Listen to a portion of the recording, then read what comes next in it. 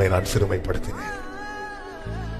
ஆண்டவர், என்ன மட்டும்தானே இப்படி நிறுத்துறீங்க அப்படின்னு கேட்டா பிதாவாகிய தேவன் சொல்லுவார், என்னுடைய நேசகுமாரனை வனாந்தரத்துல நான் இப்படிதான் நிறுத்தினேன். 40 நாள் அவர் உபவாசித்த பின்பு அவருக்கு என்ன உண்டாயிட்டு? பசி உண்டாயிட்டு. உடனே தூதர்கள் வந்தாங்களா? இல்ல, சாத்தான் தான் வந்து நின்றான். கேள்வி மேல கேள்வி எழுப்பினான். இது தேவனுடைய குமாரனானா? நீ குமாரனானா? இந்த இடத்துலதான் நமக்கு கேள்வியே வரும். ஆமாம், ஏன்டவரே நான் மட்டும் ஏன் இவ்வளவு கஷ்டப்படுறேன்? எனக்கு மட்டும் ஏன் ஒவ்வொரு தேவைகள் என்பது, ஒவ்வொரு தேவைக்கு நான் ஏன் இவ்வளவு பிரயாசப்பட வேண்டியிருக்கிறது?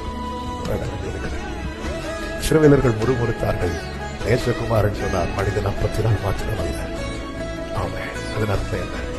என்னை வாழ வைக்கிறது சாப்பாடு அல்ல, என்னை வாழ வைக்கிறது பணம் அல்ல, என்னை வாழ வைக்கிறது வேற எதுவும் அல்ல.